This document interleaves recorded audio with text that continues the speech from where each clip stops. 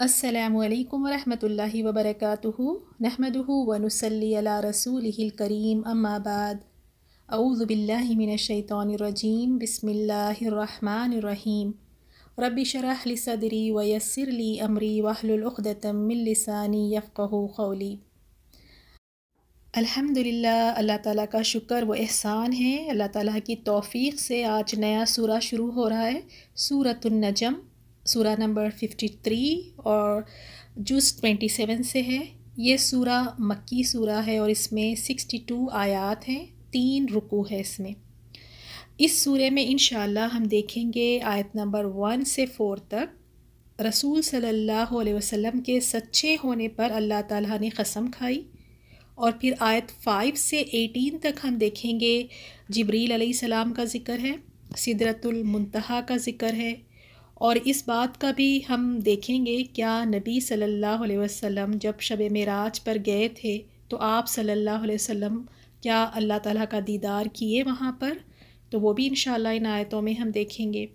پھر آیت 19 سے 26 میں بتوں کے پجاریوں کا ذکر ہے، جس طرح یہ لات اور منات کی پوجا کیا کرتے تھے، اور ساتھ میں شفاعت کا بھی ذکر ہے کہ اللہ تعالیٰ کس کو شفاعت کا موقع دیں گے۔ اور آیت 27 سے 30 تک ہم دیکھیں گے مشرکین مکہ کا جو عقیدہ تھا فرشتوں کو اللہ کی بیٹیاں سمجھنا، تو اس کا ذکر ہے۔ پھر آیت 30 سے 41 میں ہم دیکھیں گے جو اطاعت کا انکار کرتے ہیں اور بخل کرتے ہیں تو ان کا کیا انجام ہے۔ پھر آیت 42 سے 55 تک ہم دیکھیں گے اللہ سبحانہ و تعالیٰ کی بعض صفات کا ذکر ہے، اور پھر آخر میں آیت 56 سے 62 تک ہم دیکھیں گے قیامت کا ذکر ہے اور سجدے کا حکم ہے۔ اس سورہ کی فضیلت میں یہ آتا ہے، حضرت عبداللہ بن مسعود رضی اللہ تعالیٰ عنہ سے روایت ہے، آپ نے فرمایا کہ سب سے پہلی سورت جس میں سجدہ نازل ہوا وہ والنجم ہے۔ انہوں نے بیان کیا نبی صلی اللہ علیہ وسلم نے سجدہ کیا، اور آپ کے پیچھے جتنے بھی لوگ تھے وہاں پر یہ سورہ سننے کے بعد انہوں نے سجدہ کیا سوائے ایک شخص کے۔ تو حضرت عبداللہ بن مسعود کہتے ہیں میں نے دیکھا اس شخص کو، اس نے مٹی کی ایک مٹھی لی اور اس پر سجدہ کیا، یعنی مٹھی ہاتھ میں لے کے اس نے سر اپنے ہاتھ پہ رکھ لیا جس پہ مٹھی تھی۔ تو وہ فرماتے ہیں پھر بعد میں نے دیکھا کہ وہ حالت کفر میں مارا گیا اور وہ امیہ بن خلف تھا۔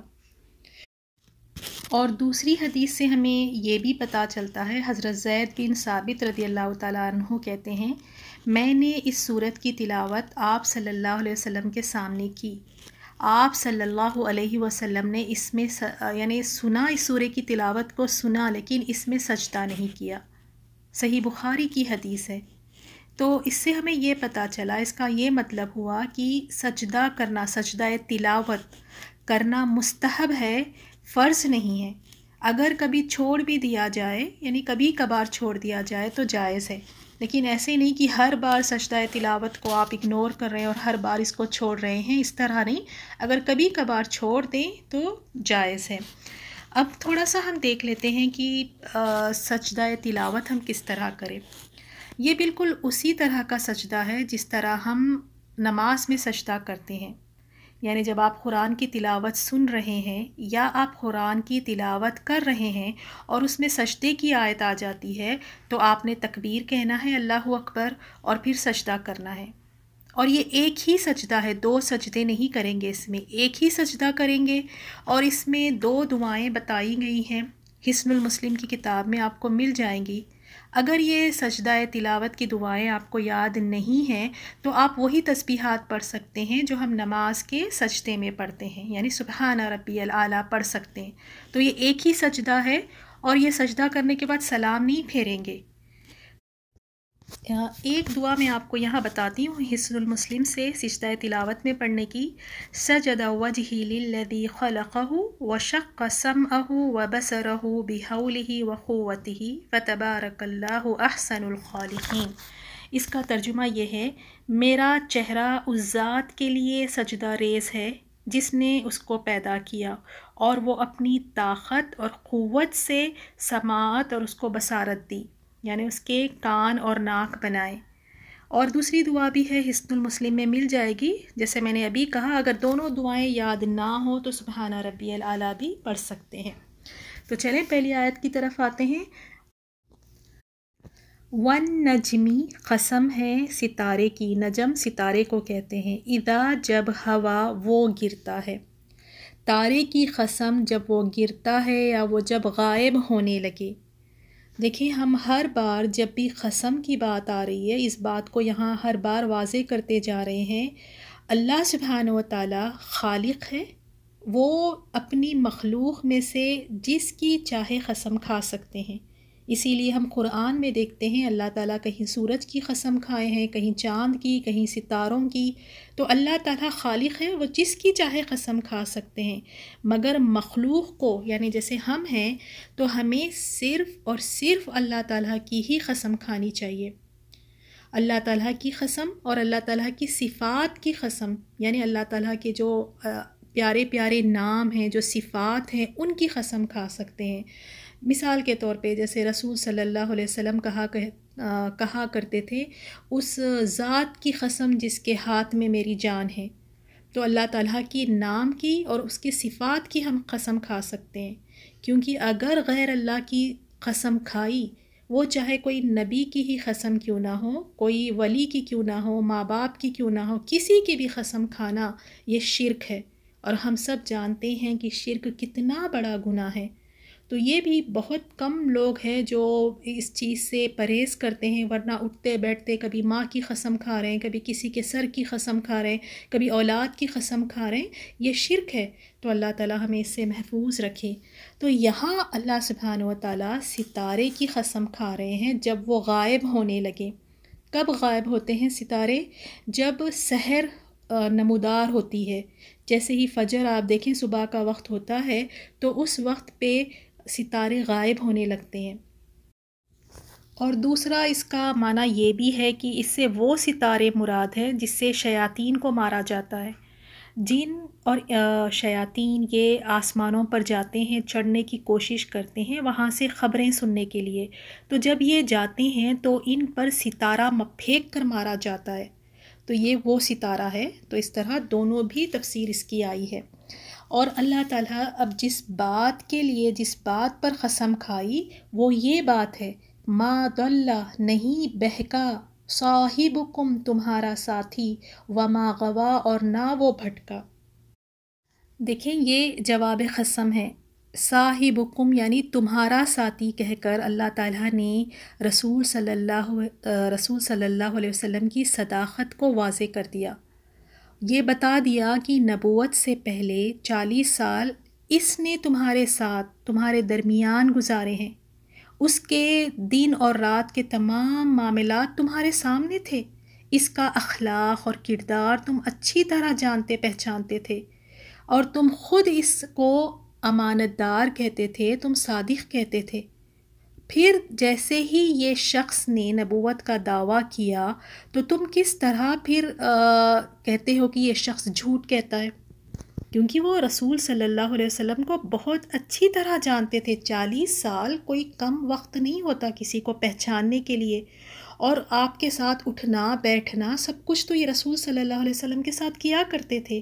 تو یہاں اللہ تعالیٰ نے خود گواہی دی کہ میرا نبی نہ ہی بہکا ہوا ہے نہ ہی بھٹکا ہوا ہے۔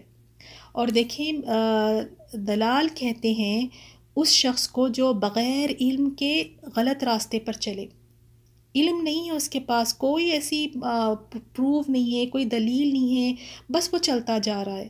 جیسے نصارہ کے بارے میں آتا ہے کہ نصارہ کے پاس کوئی علم نہیں ہے، بس وہ چلے جا رہے ہیں۔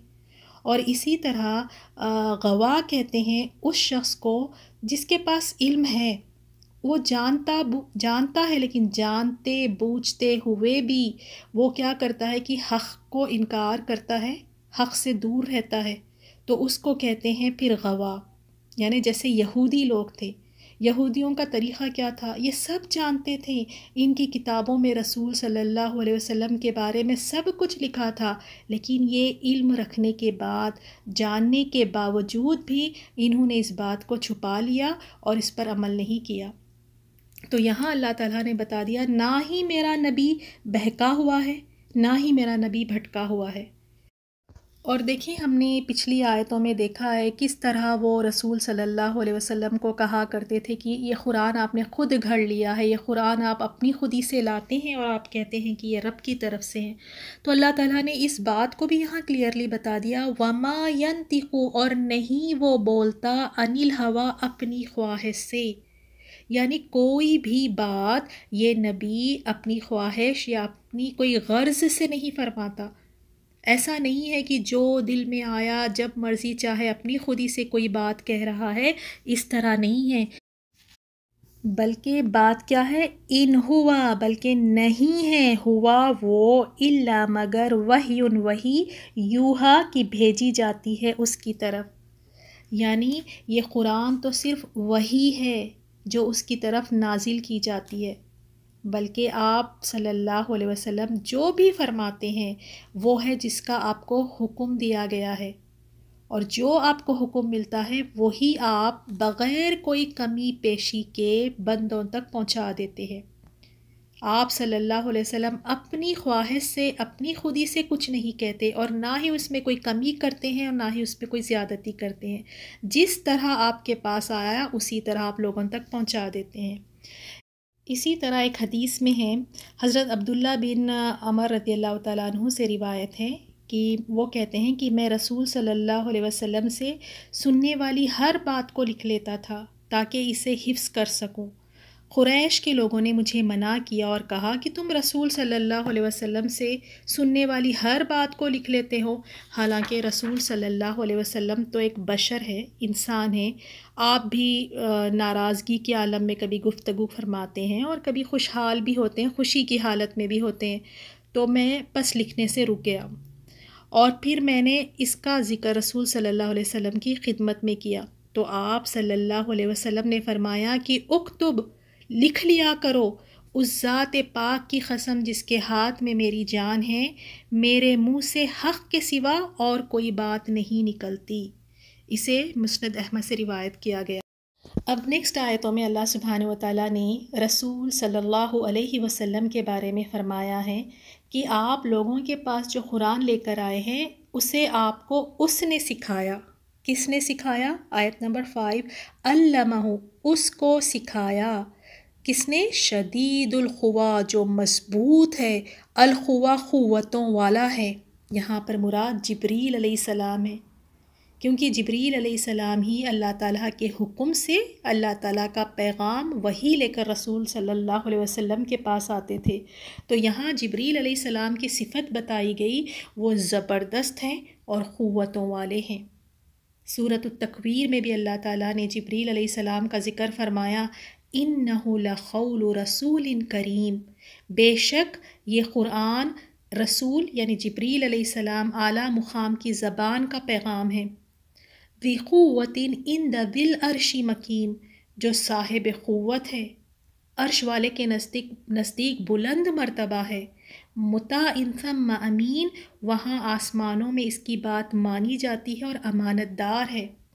تو کوئی لوگ یہ نہ کہیں کہ یہ باتیں رسول صلی اللہ علیہ وسلم جو بتا رہے کہاں سے آ رہی ہیں، اس کو بھی واضح کر دیا کہ یہ ایک امانت دار فرشتہ جو زبردست ہے، جو قوتوں والا ہے، وہ وحی لے کر اللہ تعالیٰ کے حکم سے آپ صلی اللہ علیہ وسلم کے پاس آتا ہے اور آپ صلی اللہ علیہ وسلم پر وحی نازل فرماتا ہے۔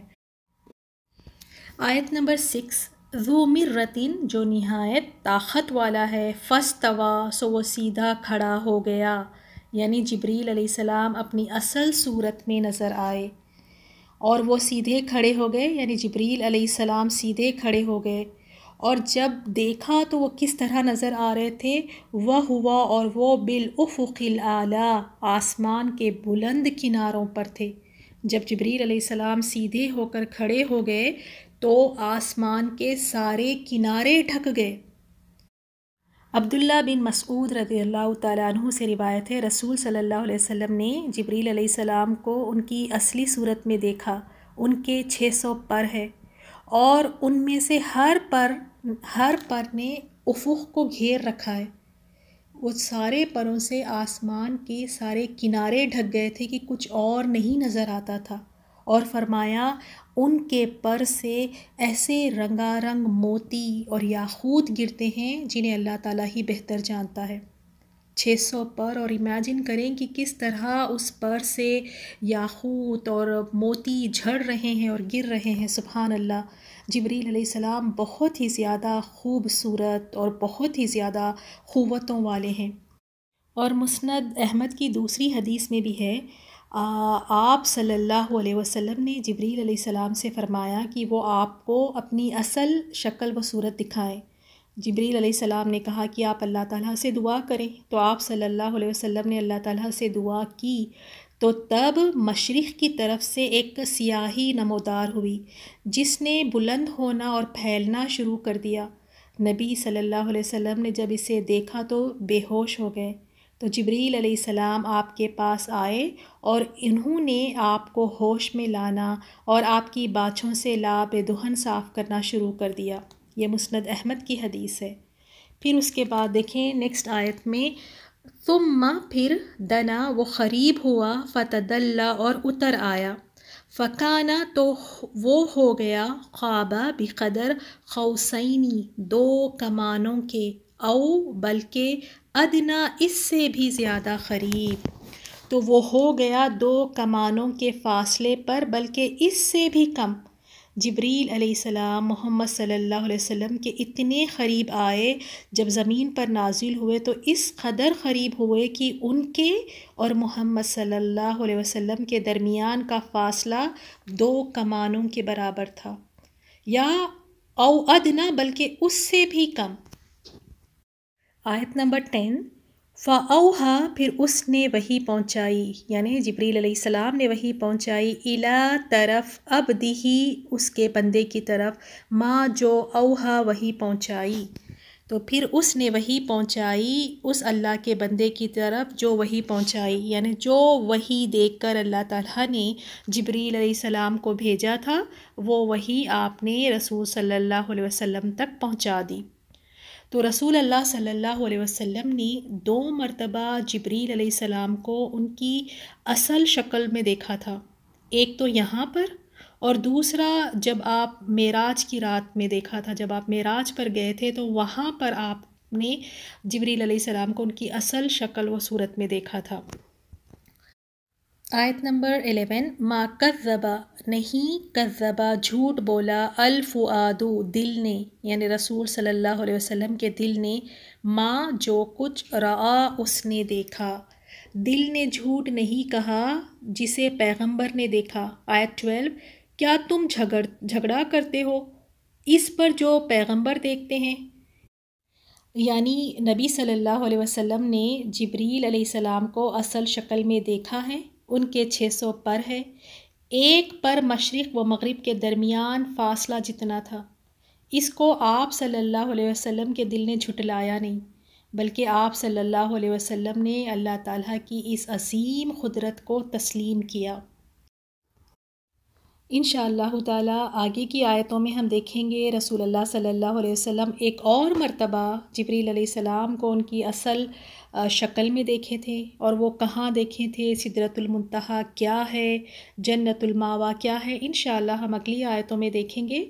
اور جیسے میں سجدے تلاوت کے بارے میں بتائی تھی کہ جب آپ تلاوت کریں یا سنیں اور سجدے کی اگر آیت آئے تو سجدہ کرنا چاہیے، اسی طرح نماز کے دوران بھی اگر آپ نماز پڑھ رہے ہیں اور نماز کے دوران آپ ایسی آیت تلاوت کرتے ہیں جس میں سجدہ کرنا ہے تو آپ نماز میں ہی سجدہ کریں گے۔ سورۃ النجم آیت نمبر 13 سے، وَلَقَدْ اور لا البتہ، خود تحقیق، رآہ اس نے دیکھا، ہو اس کو، نزلتاً ایک بار، اخری اور بھی۔ تو یہاں پر رسول صلی اللہ علیہ وسلم کا ذکر ہے، آپ نے ایک بار پھر دوبارہ دیکھا جبرائیل علیہ السلام کو، اور کہاں دیکھا؟ آیت نمبر 14 میں، ان دا پاس سدرۃ المنتہا، سدرۃ المنتہا کے پاس، سدرہ کہتے ہیں بیری کو۔ تو یہاں پر رسول صلی اللہ علیہ وسلم نے ایک اور مرتبہ جبرائیل علیہ السلام کو دیکھا سدرۃ المنتہا کے پاس، اور وہیں پہ قریب میں اندہا، وہیں پر پاس میں جنت الماوا، جنت الماوا بھی ہے، اس کے نزدیک ہی سدرۃ المنتہا کے نزدیک ہی جنت الماوا ہے۔ تو دیکھ لیتے ہیں سدرۃ المنتہا کیا ہے، جنت الماوا کیا ہے۔ یہ وہ دوسری بار ہے جب آپ صلی اللہ علیہ وسلم نے دیکھا جبریل علیہ السلام کو اصلی شکل و صورت میں، جس شکل و صورت میں اللہ تعالیٰ نے جبریل علیہ السلام کو پیدا فرمایا تھا اسی شکل میں آپ نے دیکھا، اور یہ شب معراج کا واقعہ ہے۔ دوسری حدیث میں آتا ہے رسول اللہ صلی اللہ علیہ وسلم نے فرمایا، میں نے جبریل کو دیکھا، ان کے 600 پر تھے اور ان کے پروں سے موتیوں اور یاقوت کے ٹکڑے گر رہے تھے۔ مسند احمد کی حدیث ہے۔ حضرت عبداللہ رضی اللہ تعالیٰ عنہ سے بھی روایت ہے کہ رسول صلی اللہ علیہ وسلم نے جبریل کو ان کی اصل شکل و صورت پہ دیکھا۔ ان کے 600 پر تھے اور ان میں سے ہر پر نے افق کو ڈھانپ رکھا تھا، اور ان کے پروں سے موتیوں اور یاقوت کے اتنے ٹکڑے گر رہے تھے جنہیں اللہ تعالیٰ کے سوا کوئی نہیں جانتا۔ مسند احمد کی حدیث ہے۔ تو یہاں ہمیں اس آیت سے پتہ چلا کہ آپ نے جبریل علیہ السلام کو سدرۃ المنتہا کے پاس دیکھا، لیکن جبریل علیہ السلام آپ صلی اللہ علیہ وسلم کے ساتھ ہر آسمان پہ آپ کے ساتھ تھے، لیکن جب چھٹے آسمان پر پہنچے سدرۃ المنتہا کے پاس تو جب وہ اپنی اصل شکل صورت میں ظاہر ہوئے، ورنہ وہ پہلے آسمان اور دوسرے آسمان اور تیسرے آسمان دیکھیں آپ رسول اللہ صلی اللہ علیہ وسلم کے ساتھ تھے، لیکن اپنی اصل شکل صورت میں نہیں تھے، اور وہ کس شکل صورت میں تھے یہ اللہ تعالیٰ بہتر جانتے ہیں۔ اور یہاں پر ایک بہت ہی اہم عقیدے کی بات ہے۔ کئی مومن یہ سمجھتے ہیں، مسلمانوں کا یہ عقیدہ ہے کہ آپ صلی اللہ علیہ وسلم نے اللہ تعالیٰ کا دیدار کیا ہے، آپ نے اللہ تعالیٰ کو دیکھا ہے۔ حالانکہ دیکھیں رسول صلی اللہ علیہ وسلم نے صحیح بخاری کی حدیث میں فرمایا ہے، مجھے میرے مرتبے سے زیادہ نہ بڑھاؤ، یعنی ایگزیجریٹ نہ کرو، جیسے عیسیٰ بن مریم کو نصارہ نے ان کے رتبے میں زیادہ بڑھا دیا۔ یعنی کہاں وہ رسول تھے عیسیٰ علیہ السلام، اور انہوں نے اتنی زیادہ تعریفیں کی، اتنا زیادہ ایگزیجریشن کیا، اور سبحان اللہ عیسیٰ علیہ السلام کو اللہ تعالیٰ کا بیٹا بنا دیا۔ تو رسول صلی اللہ علیہ وسلم نے کلیئرلی کہا، صحیح البخاری کی حدیث ہے، مجھے میرے مرتبے میں زیادہ نہ بڑھاؤ جیسے نصارہ نے عیسیٰ علیہ السلام کے ساتھ کیا ہے، میں تو صرف اللہ تعالیٰ کا بندہ ہوں، اس لیے میرے متعلق یہی کہو کہ میں اللہ کا بندہ اور رسول ہوں۔ صحیح البخاری کی حدیث ہے۔ اب کئی مومن جن کے پاس صحیح علم نہیں ہے، اب وہ رسول صلی اللہ علیہ وسلم کی محبت میں اتنے آگے بڑھ جاتے ہیں، ان کو اس مقام پر دیکھنا چاہتے ہیں کہ وہ اس بات کا دعویٰ کرتے ہیں کہ رسول اللہ صلی اللہ علیہ وسلم نے اللہ تعالیٰ کا دیدار کیا ہے۔ تو آج کی آیتوں میں یہ بات بھی واضح ہو جائے گی، کیونکہ یہ بہت بڑی عقیدے کی بات ہے اور قرآن سے زیادہ ہماری کوئی رہنمائی نہیں کر سکتا۔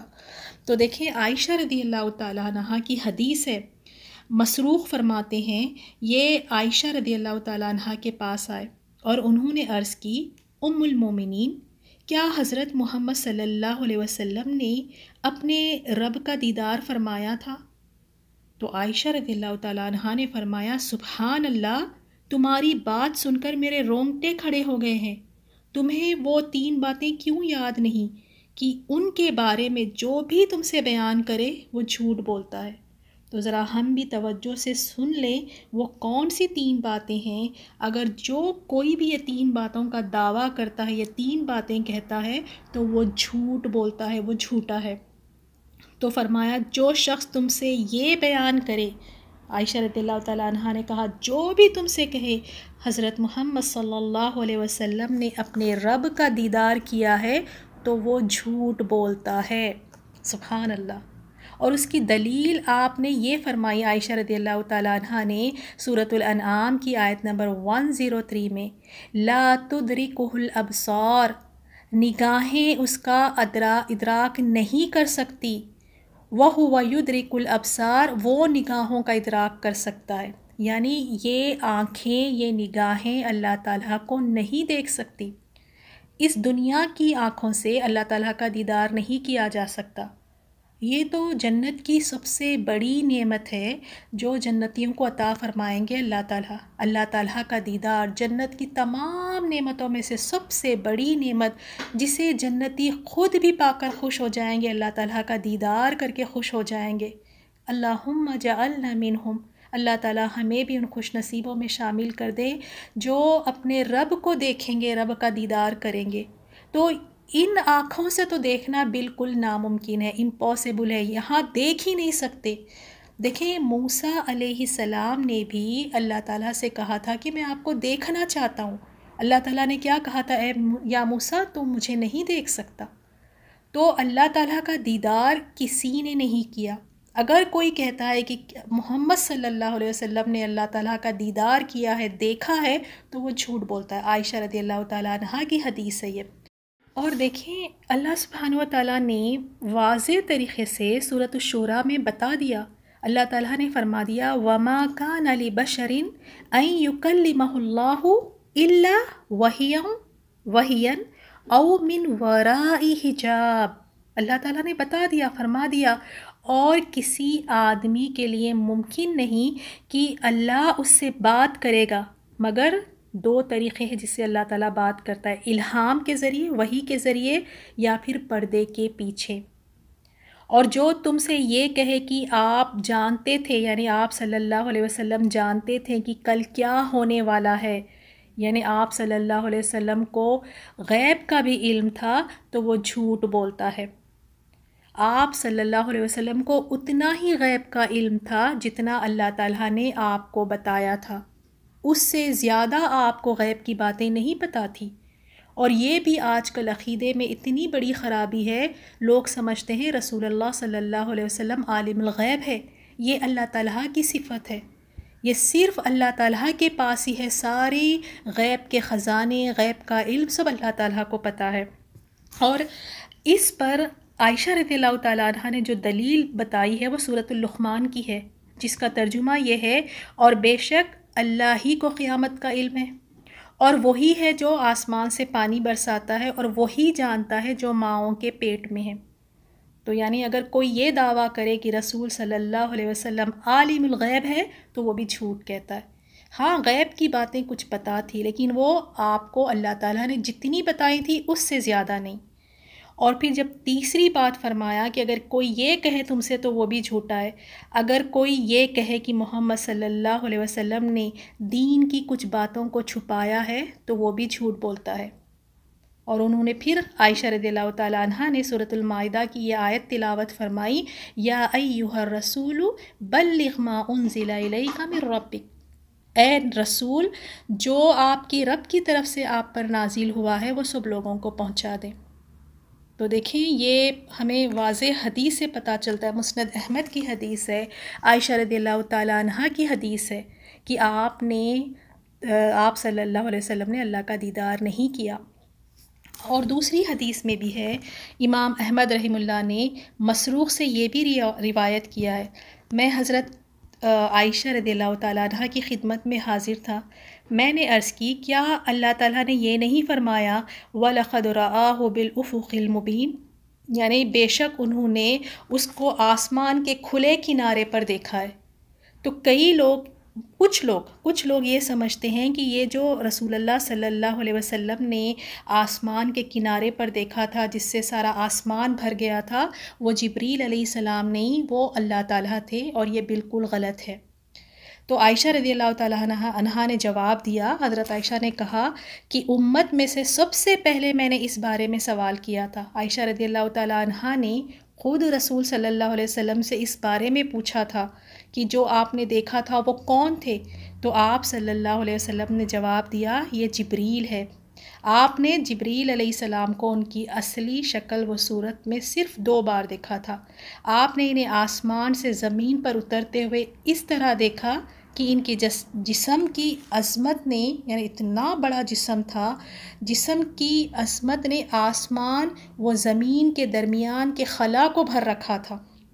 اور یہ صحیح البخاری اور مسند احمد کی حدیث ہے.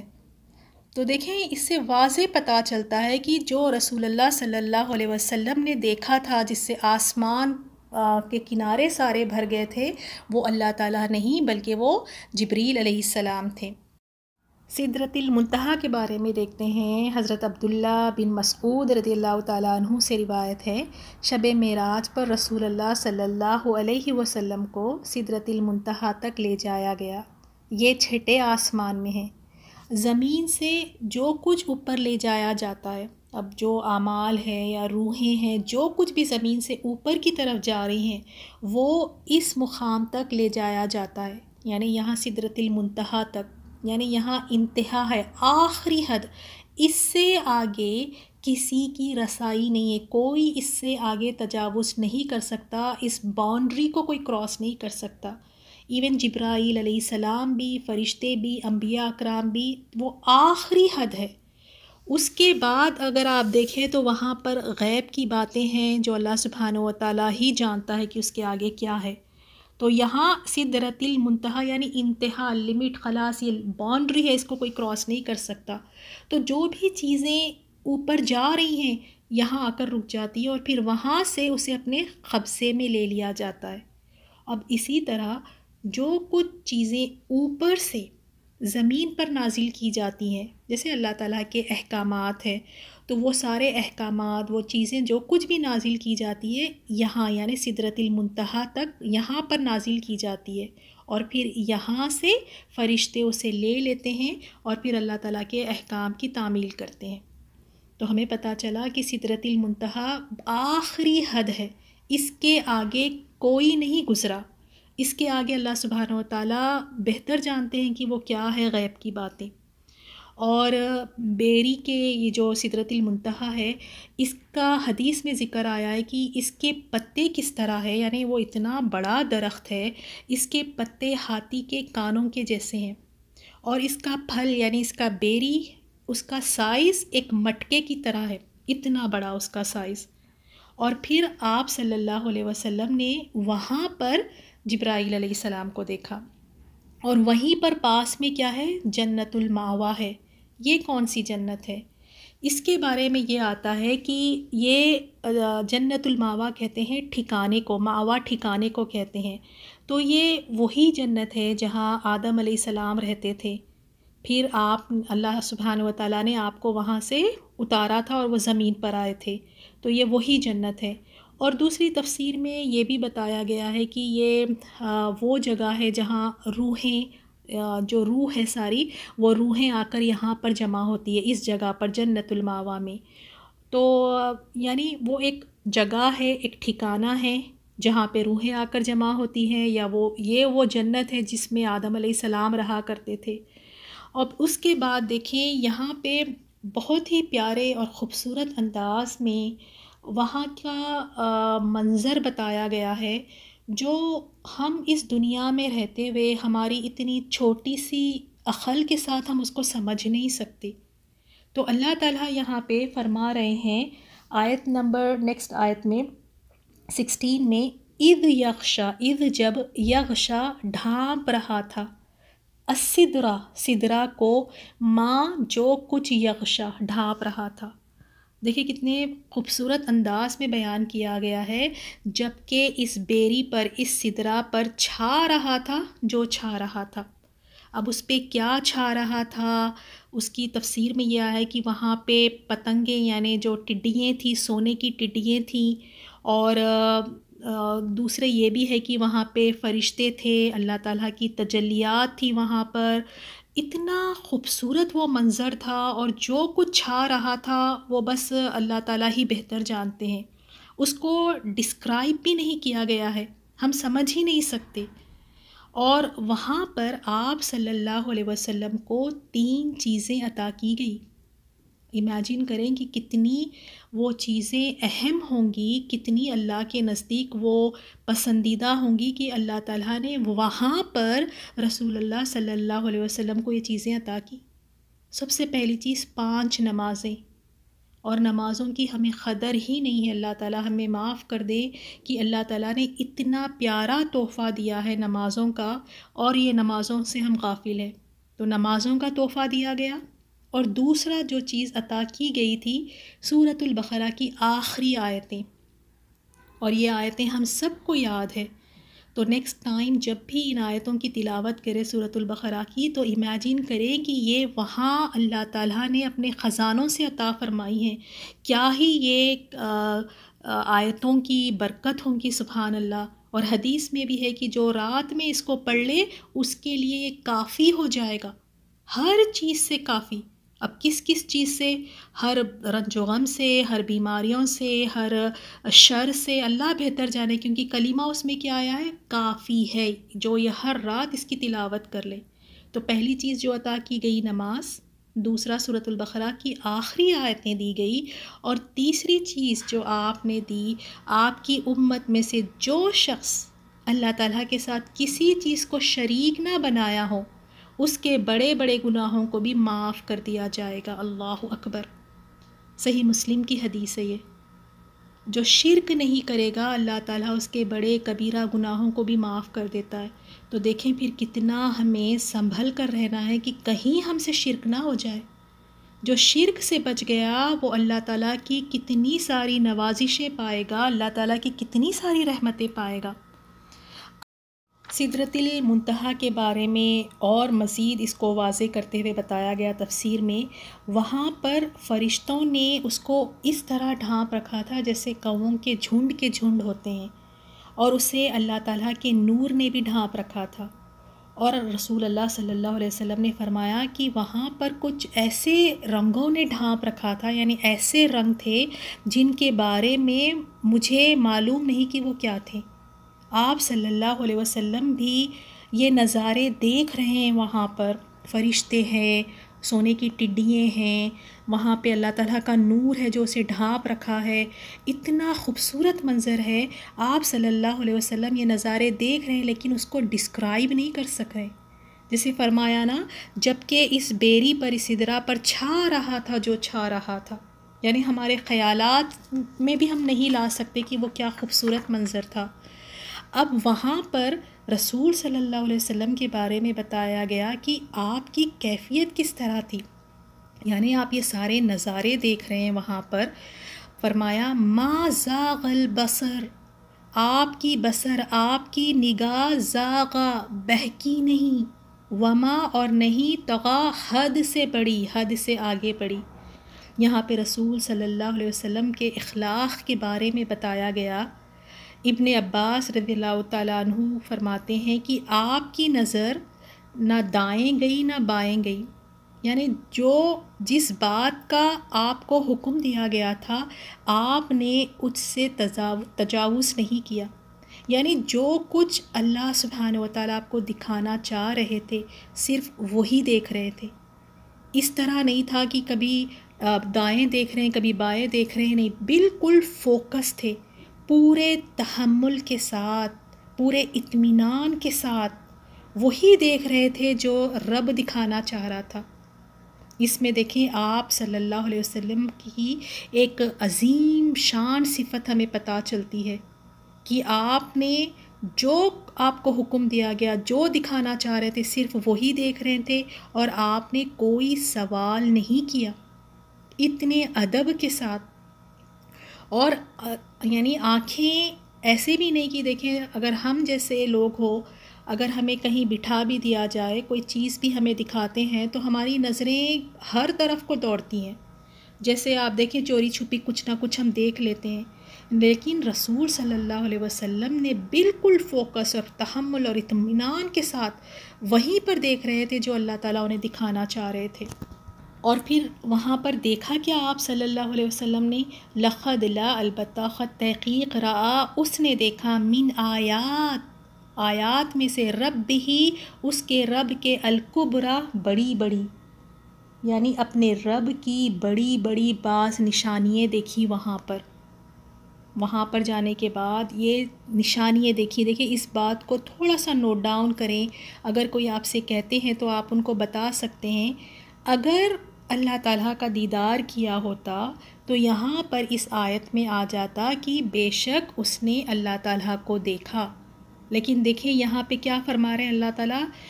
البتہ تحقیق اس نے اپنے پروردگار کی کتنی ہی بڑی بڑی نشانیاں دیکھی. پروردگار دیکھا، رب دیکھا نہیں فرمایا، فرمایا رب کی نشانیاں دیکھی. اللہ تعالیٰ کی وہاں پر بڑی بڑی آیات دیکھی. سدرۃ المنتہا کے پاس جبریل علیہ السلام کو دیکھا، فرشتوں کو دیکھا وہاں پر. اور جب آپ معراج پر گئے تو آپ نے بہت ساری ایسی اللہ تعالیٰ کی بڑی بڑی نشانیاں دیکھی. اور ایک حدیث سے بھی واضح ہو جاتا ہے، صحیح مسلم کی حدیث ہے، ابو ذر رضی اللہ تعالیٰ عنہ سے روایت ہے، انہوں نے رسول صلی اللہ علیہ وسلم سے سوال کیا تھا، پوچھا تھا کہ کیا آپ نے اپنے رب کا دیدار فرمایا ہے؟ تو رسول اللہ صلی اللہ علیہ وسلم نے فرمایا وہ تو سراپا نور ہے، میں اسے کیسے دیکھ سکتا ہوں؟ یہ صحیح مسلم کی حدیث ہے. تو آپ صلی اللہ علیہ وسلم نے خود کہا کہ میں کیسے دیکھ سکتا ہوں. تو یہ بہت ہی امپورٹنٹ عقیدہ ہے، اسی لیے بار بار میں اس کو ریپیٹ کر رہی ہوں. اور آج کے درس میں بیری کے پتوں کا ذکر تھا، تو اس کی بھی بہت فائدے ہیں بیری کے پتوں کے، اور اکثر ہمیں نہیں پتہ اس کے بارے میں. جن لوگوں پہ جادو کے اثرات ہے یا اس طرح کے کوئی جادو کیا ہوا ہے ان پہ اثرات ہے، یا پھر اس کے لیے جسے اس کی بیوی سے روک دیا گیا ہو، یعنی کبھی کبھار آپ دیکھیں کہ شوہر اور بیوی دونوں فٹ ہوتے ہیں لیکن تعلق نہیں قائم کر پاتے، تو وہ کیا کریں کہ بیری کے 7 پتے لیں، 7 پتے لیں، اس کو کوٹ کر پانی میں ملا لیں. پانی میں ملانے کے بعد اس پر آیت شفا پڑھے، یعنی سورۃ الفاتحہ ہے، سورۃ البقرہ کی آخری آیتیں، آیت الکرسی ہے. اور انشاءاللہ اگر آپ کو چاہیے تو گروپ ایڈمن سے پوچھیں، انشاءاللہ وہ آپ کو یہ سورہ یعنی آیت شفا ساری آپ کو پہنچا دیں گی انشاءاللہ.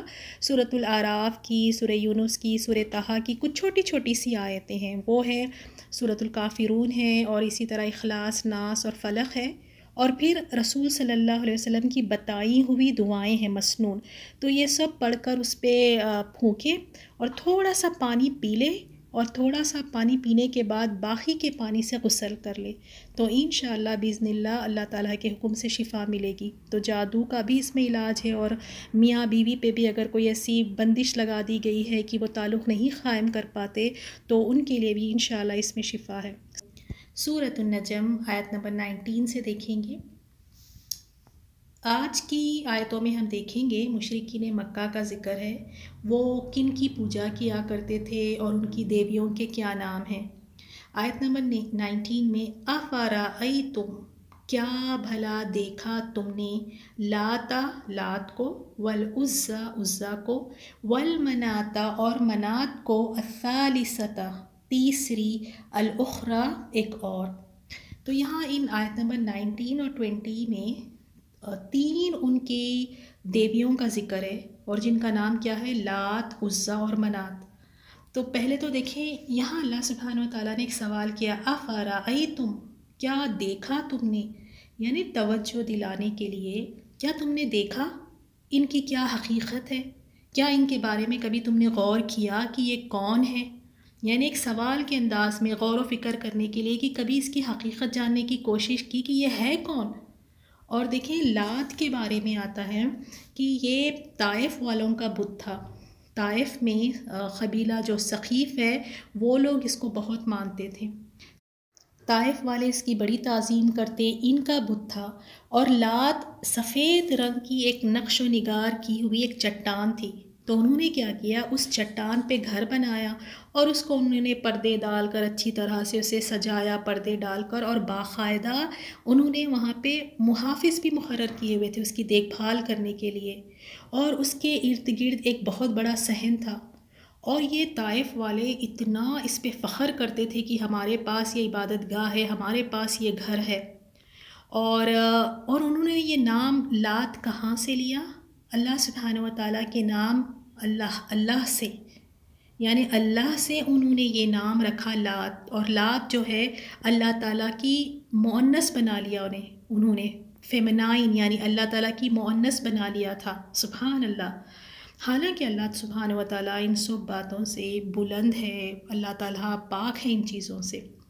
اور ابن عباس رضی اللہ تعالیٰ عنہ یہ بھی کہتے ہیں کہ ایک شخص زمانے جاہلیت میں حاجیوں کو ستو پلایا کرتا تھا. کوئی شاید ان کے وہ شربت ٹائپ تھا ہوگا، کوئی ڈرنک ٹائپ تھا ہوگا، نیک آدمی تھا، تو وہ حاجیوں کی خدمت کرتا، ان کو ستو پلایا کرتا تھا. اب جب وہ مر گیا تو لوگوں نے کیا کیا، اس کی خبر کو مزار بنا دی اور وہاں پہ پھر اس کی پوجا کرنا شروع کر دی، جو سبحان اللہ آج کل بھی ہم دیکھتے ہیں، آج کل مومن بھی، مسلمان بھی آج کل یہ کر رہے ہیں۔ تو انہوں نے کیا کیا، اس کی خبر بنا کے پوجا کرنا شروع کر دی۔ اور ابن جریر کہتے ہیں عزا انہوں نے عزیز، اللہ تعالیٰ کے نام عزیز سے لیا ہے، لے کے انہوں نے عزا رکھا۔ اور یہ نخلا ایک جگہ کا نام ہے جو مکہ اور طائف کے درمیان ہے، تو وہاں پہ ایک درخت تھا، تو انہوں نے کیا کیا، اس درخت پر عمارت بنائی اور اس پر پردے ڈال دیے اور پھر اس کی بڑی ہی تعظیم کرتے تھے۔ تو اسی لیے احد کے دن بھی ابو سفیان کہہ رہا تھا نا، ابو سفیان بڑا ہی ایک دم غرور میں تھا، تکبر میں تھا، اپنی جیت میں، اپنی یعنی تکبر میں اتنا آگے بڑھا ہوا تھا، اور مسلمانوں کو کیا کہہ رہا تھا وہ دیکھ کر کہ لنا عزا ولا عزا لکم، کہہ رہا تھا ہمارے لیے تو عزا ہے اور تم لوگوں کے پاس ہے مومنو، تمہارے پاس تو کوئی عزا بھی نہیں ہے۔ یعنی اتنا ان کو اس پہ توکل تھا، یہ لات اور عزا پر۔ تو جب ابو سفیان نے کہا تھا اس طرح کہ ہمارے لیے عزا ہے، تمہارے پاس کوئی عزا نہیں، تو رسول اللہ صلی اللہ علیہ وسلم نے فرمایا تم اس کو جواب دو، صحابہ سے کہا کہ اس کو جواب دو اور کہو اللہ مولانا ولا مولا لکم، ہمارے لیے ہمارا مولا، ہمارا کارساز اللہ ہے اور تمہارا کوئی کارساز نہیں۔ تو یعنی وہ اپنے بتوں پر بہت ہی زیادہ ان کو توکل تھا، بڑا ہی عقیدہ تھا اس پہ۔ اور تیسرا منات کے بارے میں آتا ہے، منات یہ مکہ اور مدینہ کے درمیان ایک مقام تھا خدائد، تو وہاں کے پاس یعنی وہاں پہ ایک بت تھا، اور یہ قبیلے جو اوس اور خزرج ہے یہ اس بت کی، اس منات کی بڑی تعظیم کیا کرتے تھے۔ اور سبحان اللہ یہاں تک کہ اس کے پاس سے حج کے لیے، یعنی جب یہ حج کے لیے کعبہ جاتے تو یہاں سے وہ احرام باندھ کر جایا کرتے تھے۔ تو یہاں اونلی یہ 3 بڑے بڑے بتوں کا ذکر، دیویوں کا ذکر کیا ہے، ورنہ انہوں نے تو مکہ میں کعبہ میں 360 بت رکھے ہوئے تھے، اور دوسری جگہوں پر بھی انہوں نے بہت ایسے مقامات تھے جہاں پہ انہوں نے اس طرح کی تعظیم کرنے کے لیے اس طرح کی چیزیں بنائی ہوئی تھی۔ لیکن پھر رسول اللہ صلی اللہ علیہ وسلم نے کیا کیا، جب یعنی مکہ فتح ہوا تو آپ صلی اللہ علیہ وسلم نے ان سارے بتوں کو، جتنے بھی بت انہوں نے بنائے ہوئے تھے مکہ اور مکہ سے باہر، تو ان سب بتوں کا خاتمہ فرما دیا، اور جتنے بھی خبے بنے ہوئے تھے، عمارتیں تھیں، ان سب کو مسمار کر کے گرا دیا، اور جو درختوں کو کٹوا دیا جن کی یہ بڑی تعظیم کرتے تھے کہ یہ درخت بھی بڑی یعنی ان میں بھی کوئی برکتیں ہیں، تو ایسے درختوں کو بھی رسول صلی اللہ علیہ وسلم نے کٹوا دیا، اور تمام آثار وہ سب چیزیں مٹا دی جو بتوں کی یادگار تھی، تو شرک سے پاک کر دیا، سبحان اللہ۔ اور دوسری حدیث میں امام نسائی نے ابو طفیل سے روایت کی، جب رسول صلی اللہ علیہ وسلم نے مکہ فتح کر لیا تو آپ نے خالد بن ولید رضی اللہ تعالیٰ عنہ کو مقام نخلا کی طرف روانہ فرمایا، ٹھیک ہے؟ تو وہاں پر جہاں عزا تھی، خالد بن ولید وہاں گئے تو وہاں انہوں نے ببول کے 3 درخت دیکھے، تو انہوں نے ان درختوں کو کاٹ دیا کیونکہ ان کا بڑا عقیدہ تھا اس پہ، اس کو بھی کاٹ دیا، اور وہاں بنے ہوئے جتنے بھی مزار تھے ان کو گرا دیے، سارے مزاروں کو۔ پھر وہ واپس رسول صلی اللہ علیہ وسلم کی خدمت میں حاضر ہوئے اور آ کے آپ صلی اللہ علیہ وسلم کو بتایا کہ یعنی وہاں جا کر سارے مزاروں کو گرا دیا اور سارے درختوں کو جو تعظیم کے لیے رکھے تھے وہ سب کو کاٹ دیے۔ تو رسول اللہ صلی اللہ علیہ وسلم نے فرمایا واپس جاؤ، تم نے کچھ نہیں کیا۔ پھر خالد بن ولید رضی اللہ تعالیٰ عنہ پھر وہ واپس گئے، جب اس مزار کے جب وہاں پہ گئے تو جو وہاں کے مجاور تھے، وہاں کے جو کیئر ٹیکرز تھے، جب انہوں نے خالد بن ولید رضی اللہ تعالیٰ عنہ کو دیکھا تو انہوں نے بہت شور مچانا شروع کر دیا اور حیلے سازیاں کرنی شروع کر دی، اور اپنے بت کو آوازیں لگا رہے تھے، یا عزا کہہ کر مدد کے لیے پکار رہے تھے۔ تو خالد بن ولید رضی اللہ تعالیٰ عنہ اس کے پاس گئے تو انہوں نے دیکھا وہاں ایک عورت تھی، اور وہ عورت ننگی بیٹھی ہوئی تھی اور اس کے سر کے بال کھلے ہوئے تھے، اور وہ اپنے سر پر مٹی ڈال رہی تھی۔ تو خالد بن ولید رضی اللہ تعالیٰ عنہ نے اسے تلوار سے ایک ہی وار میں اس کا کام تمام کر دیا۔ پھر وہ رسول صلی اللہ علیہ وسلم کی خدمت میں حاضر ہوئے اور آپ کو یہ سارا قصہ بتایا، تو آپ صلی اللہ علیہ وسلم نے فرمایا تلک العزیٰ، یہی تو عزیٰ تھی، یعنی وہ جو عورت تھی جو خالد بن ولید جس کو قتل کر کے آئے ہیں، تو یہی یہی عزیٰ تھی۔ یعنی دیکھیں ایسی جگہوں پہ آپ دیکھیں کہ شیاطین اور جنات ہوتے ہیں، یہ ان کے کام ہوتے ہیں۔ اور بعض روایتوں میں یہ بھی آیا ہے کہ یہ کوئی شیطانی بھوتنی تھی جو بعض درختوں میں ظاہر ہوتی تھی۔ اور اسی طرح منات کے بارے میں جیسے میں نے بتایا کہ اوس اور خزرج کے لوگ اس کا بہت یعنی احترام کرتے تھے، تعظیم کرتے تھے، اور یہ کہ اس کے پاس کثرت سے لوگ جانور ذبح کرتے تھے اور اس کا یہاں پہ خون بہایا کرتے تھے جانوروں کا۔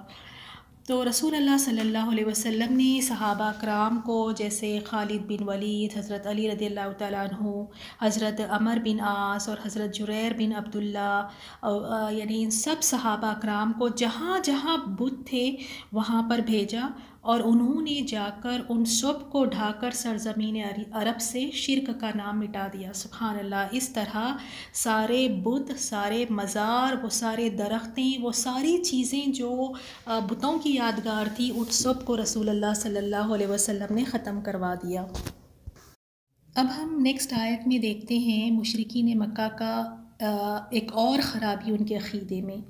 آیت نمبر 21 میں کیا لکم لیے تمہارے، الذکر لڑکے، و اور لہو لیے اس کے، یعنی اللہ تعالیٰ کے لیے، الانثیٰ لڑکیاں۔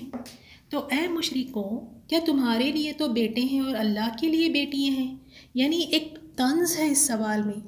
اول تو اللہ سبحانہ و تعالیٰ ان سب چیزوں سے پاک ہے، نہ تو اللہ تعالیٰ کو بیٹے کی ضرورت ہے نہ بیٹیوں کی ضرورت ہے، لیکن ایک طنز، کیونکہ ان کا عقیدہ یہ تھا نا، وہ اس بات کو مانتے تھے، تو اسی لیے ان سے یہ سوال کیا گیا کہ یہ تم کس طرح اپنے لیے بیٹے رکھتے ہو اور اللہ کے لیے بیٹیاں منسوب کرتے ہو؟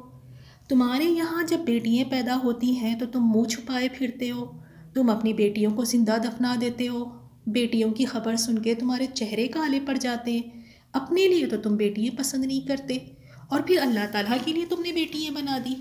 تو دیکھیں یہاں سے ان کی پتہ چلتا ہے کہ اللہ تعالیٰ کی کیا قدر اور تعظیم تھی ان کی نظر میں، اور جو کچھ یہ اپنے بتوں کے نام کرتے تھے، وہ بتوں میں سے اللہ تعالیٰ کے لیے کوئی چیز نہیں دیتے تھے، لیکن جو اللہ تعالیٰ کے نام کا ہوتا تھا وہاں سے نکال کے اپنے بتوں کو دے دیتے تھے۔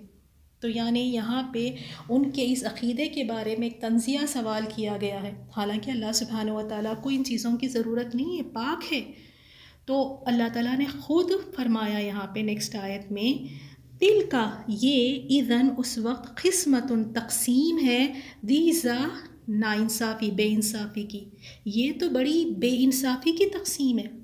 یعنی یہ جو تم تقسیم کر رہے ہو، بیٹے تمہارے لیے، بیٹیاں اللہ تعالیٰ کے لیے، یہ تقسیم ظلم ہے، باطل ہے۔ اللہ تعالیٰ کے لیے تم کس طرح ایسی تقسیم کر سکتے ہو؟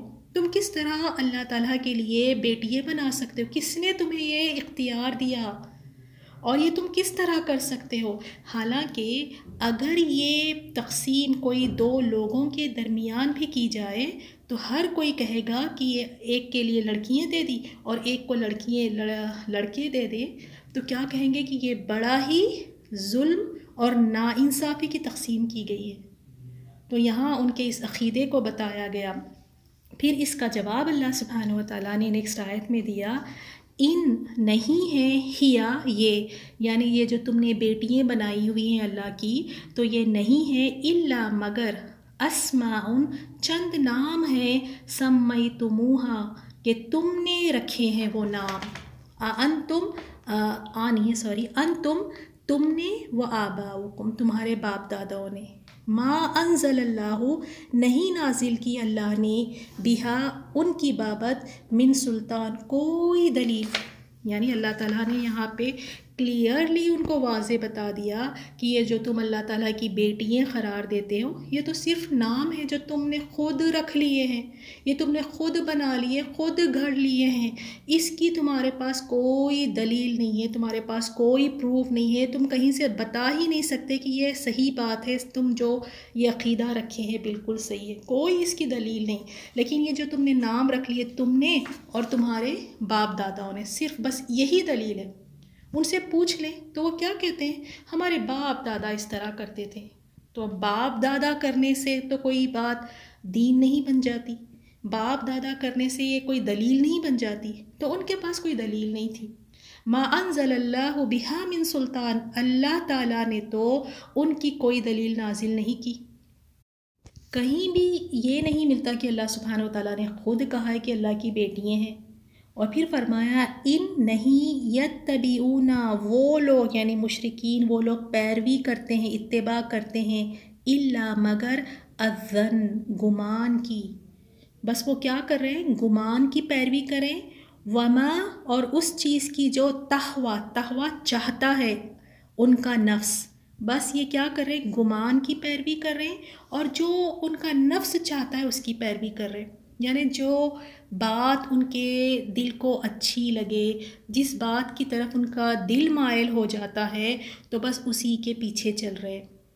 ان کے پاس کوئی دلیل نہیں سوائے بس یہ کہ ہمارے باپ دادا کرتے تھے، اس کے علاوہ اور کوئی ان کے پاس پروف نہیں ہے۔ یعنی باپ داداؤں کی اتنی زیادہ ان میں محبت تھی، تعظیم تھی ان کی، کہ بس جو انہوں نے کر دیا یعنی بس 100% وہ صحیح ہے۔ حالانکہ اللہ سبحانہ و تعالیٰ نیکسٹ آیت میں فرما رہے ہیں وَلَقَدْ، حالانکہ لَقَدْ یقیناً جَاءَهُمْ، آ چکی ان کے پاس، مِن رَبِّهِمْ، ان کے رب کی طرف سے، الہدا، ہدایت، اللہ تعالیٰ کی طرف سے ہدایت آ چکی ان کے پاس، لیکن پھر بھی ماننا نہیں۔ کیوں؟ کیونکہ باپ دادا جو کرتے تھے۔ تو یہاں پہ ان کے اس عقیدے کے بارے میں ہی بتایا گیا کہ ہدایت آ جانے کے بعد بھی انہوں نے گمراہی کو چوز کیا، ہدایت آ جانے کے بعد، واضح بتانے کے بعد بھی انہوں نے اس ہدایت کو قبول نہیں کیا۔ نیکسٹ آیت میں اللہ سبحانہ و تعالیٰ نے فرمایا آیت نمبر 24 میں، کیا للانسانی، انسان کے لیے، ما تمنا، جو وہ تمنا کرتا ہے، یعنی کیا جس چیز کی انسان آرزو کرتا ہے وہ اسے ضرور ملتی ہے؟ یعنی ہر شخص جس خیر و بھلائی کی تمنا کرے اسے حاصل نہیں کر سکتا۔ اب ہم بیٹھ کے ہم بھی بڑے بڑے تمنائیں کر سکتے ہیں، آرزویں کر سکتے ہیں، تو کیا آرزویں کرنے سے، تمنائیں کرنے سے وہ چیز حاصل ہو جاتی ہے، مل جاتی ہے؟ وہ تو نہیں ملتی۔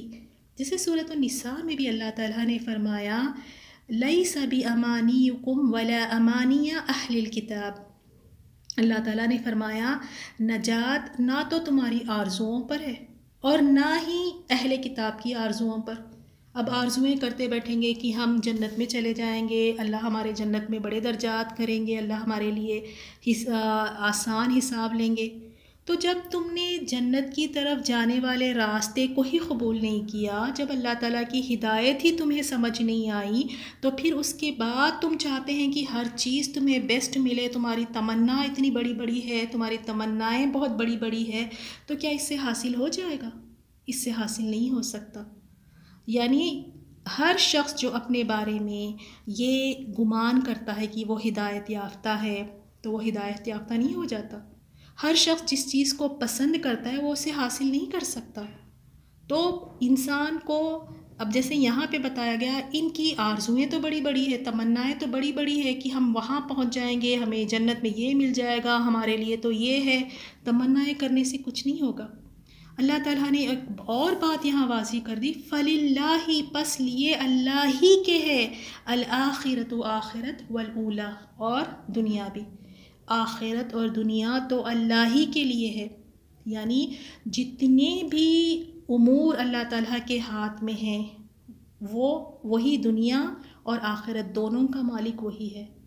دنیا میں بھی اور آخرت میں بھی صرف کس کا اختیار چلے گا، کس کی مرضی چلے گی، کس کا فیصلہ ہوگا؟ صرف اللہ تعالیٰ کا۔ وہ جو چاہتا ہے وہی ہوتا ہے، اور وہ جو نہیں چاہتا وہ نہیں ہو سکتا۔ تو یہاں پہ تمہاری تمنائیں کرنے سے کچھ نہیں ہوگا۔ تو دیکھیں آج کی آیتوں میں ہم نے مشرکین مکہ کے بارے میں دیکھا، ایک تو یہ اللہ کے شریک ٹھہرائے، اور نیک لوگوں کی بھی انہوں نے مزاریں بنائی اور وہاں پہ وہ تقرب کے لیے جایا کرتے تھے، اور دوسری چیز انہوں نے تقسیم کی، اللہ کے نام منسوب کی، اللہ کو وہ چیز دی جو خود اپنے لیے پسند نہیں کرتے۔ تو یہاں حالانکہ اللہ سبحانہ و تعالیٰ ان سب چیزوں سے پاک ہے، نہ تو اللہ کو بیٹیوں کی ضرورت ہے نہ بیٹوں کی ضرورت ہے۔ تھوڑا سا ان آیتوں میں ہم بھی غور و فکر کرتے ہیں، کیونکہ اللہ تعالیٰ نے مشرکین مکہ کو کہا کہ انہوں نے جو تقسیم کی ہے نا، بڑی بے انصافی والی تقسیم تھی۔ حالانکہ اللہ سبحانہ و تعالیٰ ان چیزوں سے پاک ہے، لیکن پھر بھی ایک انسان کے اندر دکھا دیتا ہے، انسان کی اخلاص کو دکھا دیتا ہے جب وہ تقسیم کرتا ہے۔ تو ذرا ہم بھی تو دیکھیں کہ کہیں ہماری تقسیم، جو چیزیں ہم اللہ تعالیٰ کے لیے مقرر کر رہے ہیں، کہیں وہ ناانصافی والی تو نہیں ہے؟ کہیں کوئی ایسی بیکار چیز جو ہم خود پسند نہیں کرتے وہ ہم اللہ تعالیٰ کے نام کے لیے نکال دیتے ہیں؟ جو چیزوں میں ہمیں خود انٹرسٹ نہیں ہے، جو چیزیں ہمیں نہیں اچھی لگتی، اور ہم اسے اللہ تعالیٰ کے لیے مقرر کر دیتے ہیں۔ اب آپ دیکھیں، ایک اللہ تعالیٰ نے زندگی عطا کی ہے ہمیں، 50-60 سال جتنے بھی کہیں آپ، اب اس میں سے جو بیسٹ چیز تھی، جو بیسٹ ٹائم تھا، وہ جوانی تھی، وہ جو پرائم ٹائم تھا، اس کو ہم نے کہاں پہ لگا دیا؟ کس چیز کے لیے مقرر کر دیا تھا؟ دنیا کے لیے۔ اور اللہ کو ہم نے اپنی زندگی کا کون سا وقت دے رہے ہیں اور کون سا دینا چاہتے ہیں؟ جب ہم بوڑھے ہو جائیں، جب ہم 40 سے آگے بڑھ جائیں، 50 سال کے ہو جائیں، جب دل میں جب کوئی خواہش بھی نہیں رہتی ہے انسان کی، جب گناہوں کی طرف اتنا دل دوڑتا بھاگتا بھی نہیں ہے، جسم کمزور پڑا ہوتا ہے، تو وہ وقت ہم اللہ کے لیے مقرر کر دیتے ہیں، تب پھر اللہ بہت اللہ یاد آنے لگتا ہے۔ اور جو بالکل بیسٹ وقت تھا ہماری زندگی کا، وہ تو ہم نے اللہ کے لیے مقرر کیا ہی نہیں۔ تو کیا یہ جو ہم نے کیا، یہ انصاف والی تقسیم تھی ہماری لائف میں ہم نے جو کی ہے؟ اسی طرح ہم اور جائزہ لیں اور دیکھیں کہ ہم جو صدقہ خیرات کرتے ہیں، اپنا وقت لگاتے ہیں، ایک دن کا ہی ہم جائزہ لے لیں، ایک دن کا ہی، ہمارے دن کا جو وقت ہے اس کی تقسیم ہم کس طرح کرتے ہیں؟ سارا وقت تو ہم، اچھا والا وقت، سب سے زیادہ وقت تو ہم بچے، گھر اور دوسرے چیزوں میں لگا دیتے ہیں، اور اللہ کے لیے مقرر وقت کتنا کم ہوتا ہے ہمارے دن کے ایک حصے میں سے، اور اس میں نمازیں بھی شامل ہوتی ہیں۔ تو اللہ ہمیں معاف کرے، ہمارے نمازوں کا کیا حال ہے؟ تو ہمیں بھی چاہیے کہ جب ہم اللہ تعالیٰ کے لیے کوئی چیز نکالیں، کوئی چیز تقسیم کرے، کوئی چیز مقرر کرے، تو وہ ہو جو بیسٹ ہو، اور اللہ تعالیٰ کے لیے وہی چیزیں ہم تقسیم کریں، مقرر کریں جو جائز ہو اور اچھی ہو۔ اور اگر ہم یہ ساری عبادتیں نہیں بھی کریں تو اللہ سبحانہ و تعالیٰ کی شان میں ذرا سی بھی کمی نہیں آئے گی، ذرا سی بھی نہیں۔ سورۃ النجم آیت نمبر 26 سے دیکھتے ہیں۔ آج کی آیتوں میں ہم دیکھیں گے اللہ تعالیٰ کی اجازت کے بغیر شفاعت نہیں، اور فرشتوں کو اللہ تعالیٰ کی بیٹیاں بنانے پر اللہ سبحانہ و تعالیٰ نے کیا فرمایا، اور پھر کس سے اعراض کرنا ہے، یعنی کس سے منہ موڑ لینا ہے، اس کا ذکر ہے۔ وَكَمْ اور کتنے ہی، ملکن فرشتے ہیں، فی السماواتی آسمانوں میں، لا تغنی نہیں تغنی فائدہ دیں گی، شفاعتہم ان کی شفاعت، شیئن کچھ بھی۔ یہاں پر اللہ تعالیٰ نے مشرکین مکہ کا جو عقیدہ تھا اس کو واضح کرتے ہوئے فرشتوں کی بے بسی بتا دی۔ یہ بتا دیا کہ فرشتوں کے اختیار میں بھی کچھ نہیں ہے، بے شک وہ اللہ تعالیٰ کے بہت مقرب ہے، بہت قریب ہے۔ کئی فرشتے ایسے ہیں کہ جو یعنی فرشتے کتنے ایسے ہیں جو عرش کو اٹھائے ہوئے ہیں، کئی فرشتے ایسے ہیں جو طواف کر رہے ہیں، اتنے مقرب فرشتے ہیں۔ اور جبرائیل علیہ السلام کے بارے میں بھی، جبرائیل علیہ السلام روح الامین ہیں، امانت دار فرشتے، اللہ تعالیٰ نے ان کو اتنی قوتیں دی تھی۔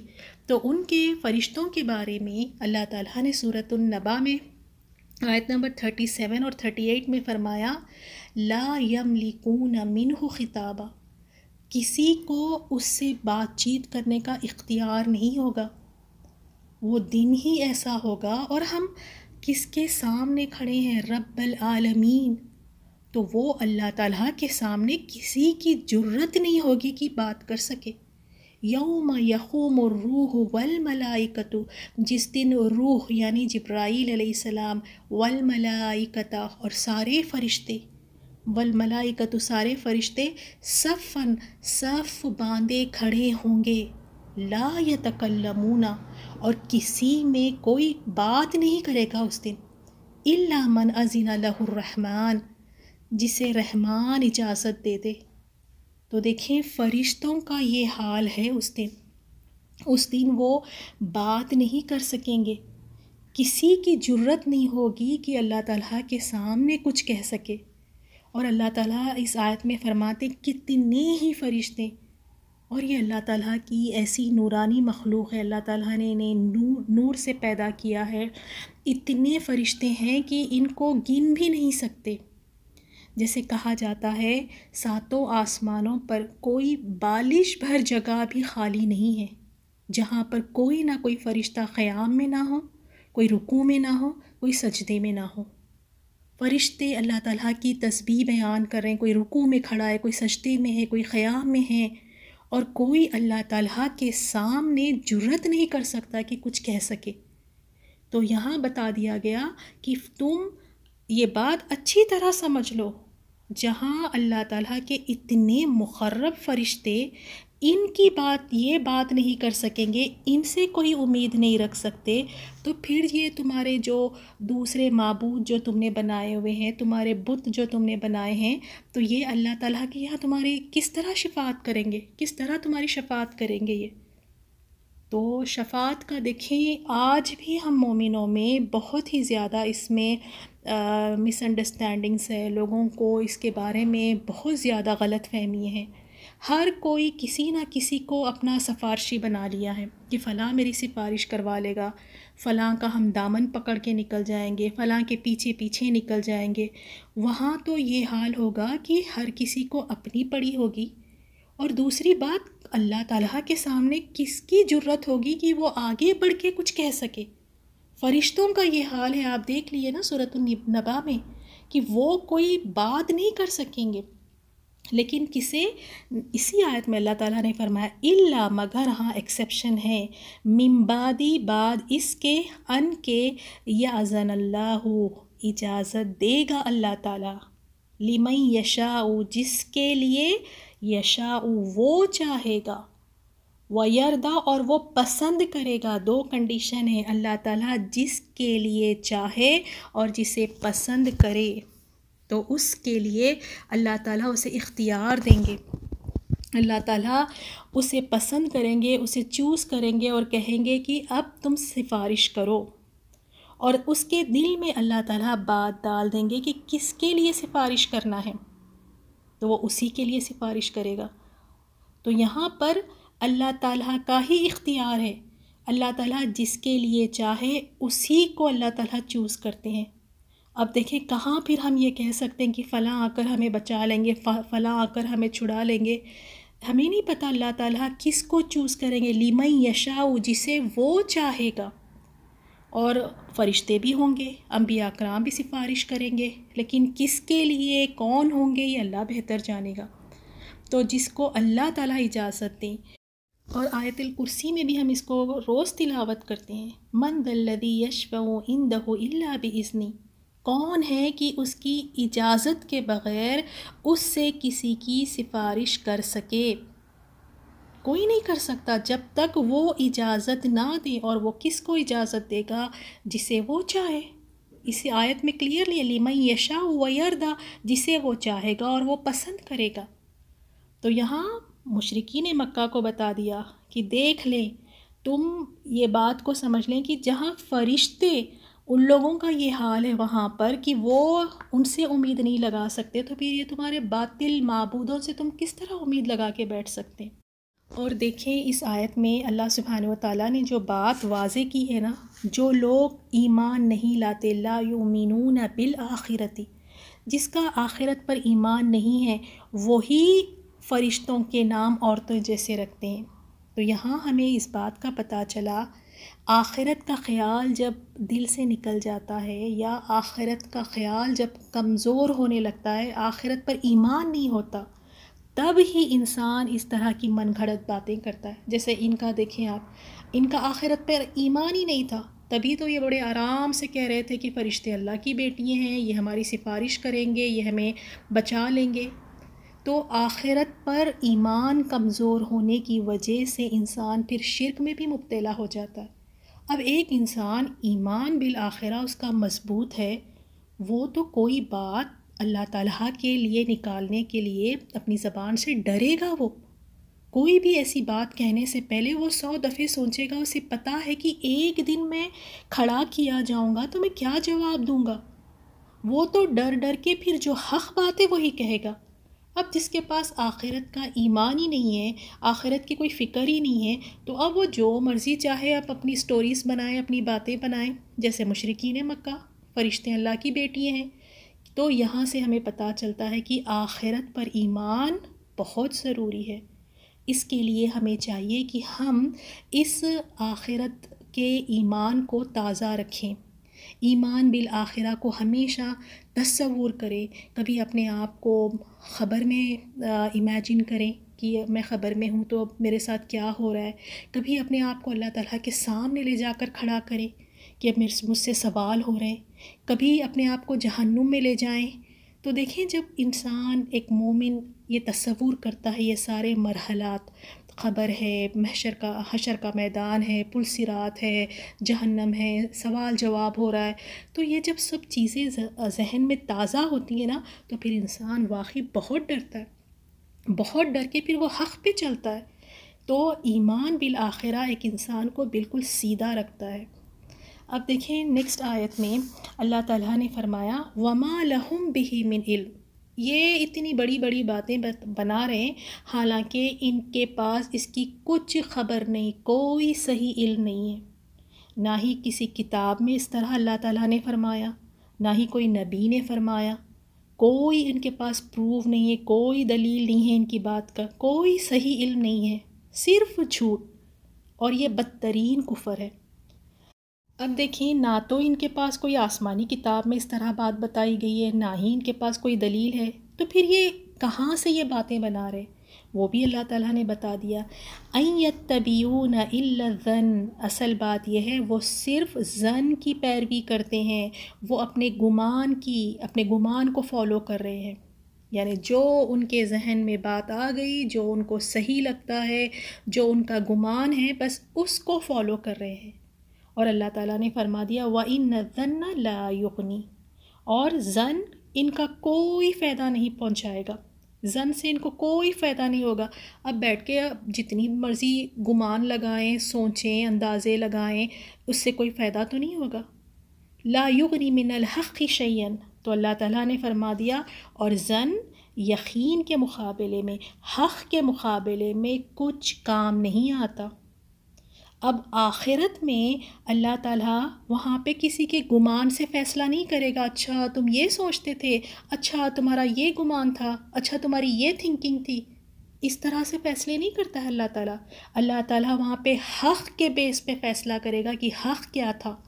میری اور آپ کی یا کسی اور کی سوچ سے فیصلہ نہیں کیا جائے گا وہاں پر، گمان سے نہیں، بلکہ حق کے ساتھ وہاں پر فیصلہ ہوگا.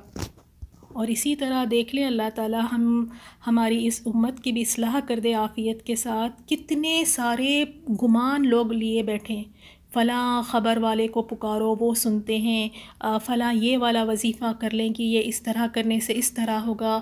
پتہ نہیں اتنے سارے گمان، اتنے سارے ظن ہیں کہ جو نہ اللہ نے کہا نہ ہی رسول صلی اللہ علیہ وسلم نے کہا. بس یہ خود کے خیالات، بس خود کے گمان. تو یہ اللہ تعالیٰ اس پہ فیصلے نہیں کرتا ہے، اللہ تعالیٰ حق کے ساتھ وہاں پر فیصلے کرتا ہے. صحیح بخاری کی حدیث ہے، رسول اللہ صلی اللہ علیہ وسلم نے فرمایا اپنے آپ کو ظن یعنی گمان سے بچاؤ، کیونکہ گمان سب سے جھوٹی بات ہے.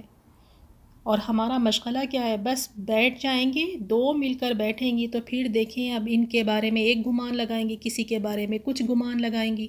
کوئی ہمارے پاس پروف نہیں ہوتا، کوئی ہم نے اپنی آنکھوں سے نہیں دیکھا، کوئی ہم نے اپنے کانوں سے نہیں سنا، لیکن بیٹھ کے ایسی ہم گمان کرتے ہیں نا لوگوں کے بارے میں، ایسی ایسی باتیں سوچتے ہیں ان کے بارے میں، تو اللہ تعالیٰ محفوظ رکھیں، یہ جھوٹی بات ہے۔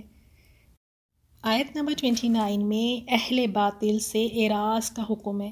یہاں اللہ تعالیٰ رسول اللہ صلی اللہ علیہ وسلم کو حکم دے رہے ہیں فَأَعْرِضْ، تو لہٰذا آپ اعراض کریں، من اس سے جو تولا روگردانی کرے۔ کس چیز سے وہ منہ موڑ رہا ہے، کس چیز سے وہ روگردانی کر رہا ہے؟ ان ذکرنا، ہمارے ذکر سے۔ تو یہاں فرمایا کہ اے نبی جو ہماری یاد سے روگردانی کرے، جو ہماری یاد سے منہ موڑ لے، تو اس سے آپ بھی اعراض کریں۔ یعنی جو شخص حق سے اعراض کرے، حق آ جانے کے بعد حق کو دیکھ کر وہ اعراض کرے، تو آپ بھی پھر اس کو چھوڑ دیں، اس سے اعراض کریں۔ کیوں؟ کیونکہ اس کا اصل مقصد کیا ہے؟ ولم، اور نہیں، یرید، اس نے ارادہ کیا، الا، مگر، الحیات الدنیا، حیات دنیا کا۔ اس کا اصل فوکس کس چیز میں ہے؟ وہ صرف دنیا کی زندگی کو ہی ترجیح دیتا ہے۔ اس کا اصل مقصد کیا ہے؟ دنیا کی زندگی، دنیا کی بھلائی، دنیا کی خیر اسے مل جائے، اور اس وجہ سے دنیا کی پیچھے دوڑنے کی وجہ سے بس دنیا اسے چاہیے، اس نے حق سے منہ موڑ لیا، اللہ کے ذکر سے منہ موڑ لیا۔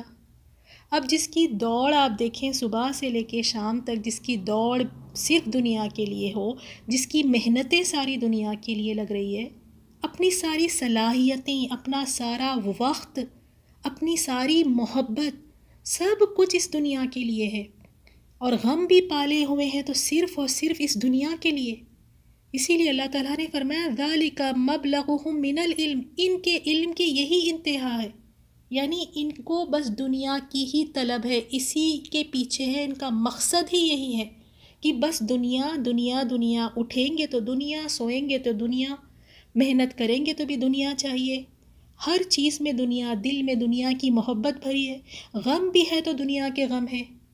اب ایسے انسان کے ساتھ اگر کوئی رہے جس کو بس دنیا کی ہی پڑی ہو، تو آپ بتائیں کہ پھر ساتھ والا انسان بھی پھر آخرت سے غافل ہو جاتا ہے۔ تو یہاں رسول اللہ صلی اللہ علیہ وسلم سے فرمایا کہ چھوڑ دیں اس کو، اس کا اصل مقصد دنیا ہے، اس کو چھوڑ دیں۔ تو ہمارے لیے بھی یہی بات ہونی چاہیے نا کہ ہم بھی ایسے لوگوں سے دور رہیں جو لوگ صرف اور صرف دنیا کے پیچھے دوڑتے ہیں۔ ہم بھی دیکھیں کہ ہمارے دوست احباب جس کے ساتھ ہمارا اٹھنا بیٹھنا ہے، ان کی فکریں کیا ہے، ان کے کیا غم ہیں۔ اگر ایسے دوست ہم نے بنائے ہوئے ہیں جو بس دنیا کے پیچھے بھاگ رہے ہیں، جس کا مقصد ہی دنیا ہے، جن کے ساتھ بیٹھ کر اللہ بھول جاتے ہیں، جن کے ساتھ بیٹھ کر ذرہ برابر ایمان ہمارا نہیں بڑھتا، تو چھوڑ دیں ایسے دوستوں کو۔